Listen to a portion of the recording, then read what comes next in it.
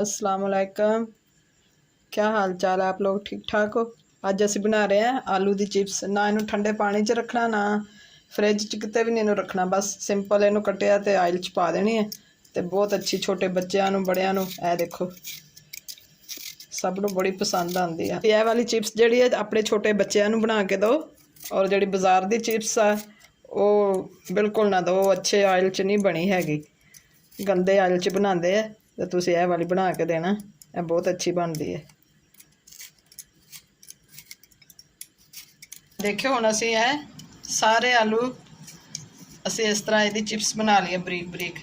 इस पिलर नाल तुसीं कर लेना, इहदे नाल कट के आ देखियो इन्हें पहले असीं धो लिया, हुण असीं बनाउण लगे। हुण असीं शुरू करन लगे। बिस्मिल्लाहिर्रहमानिर्रहीम। तेज़ अग ते बनेगी।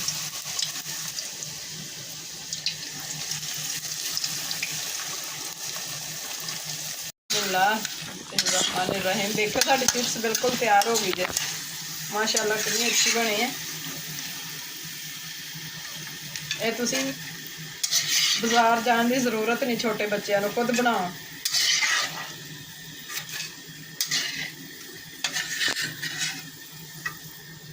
देखो कितनी अच्छी बन रही है।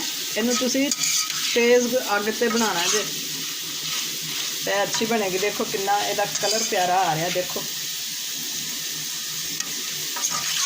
और 5 मिनट बाद बन जाएगी। माशाअल्लाह कितनी अच्छी बनी है। तुहानूं हुण दिखावां तोड़ के, आ देखो।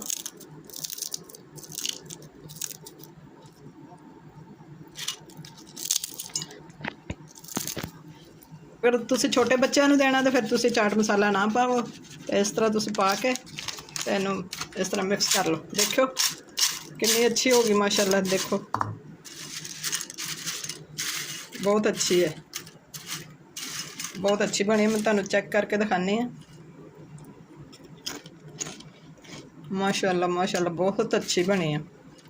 तुसीं भी बना के मैनूं दसना किस तरह दे। मेरे चैनल नूं तुसीं लाइक करना, फॉलो करना और कमेंट करना। बना के फिर मैनूं तुसीं दसना कि कैसी बनी है। अल्लाह हाफिज़।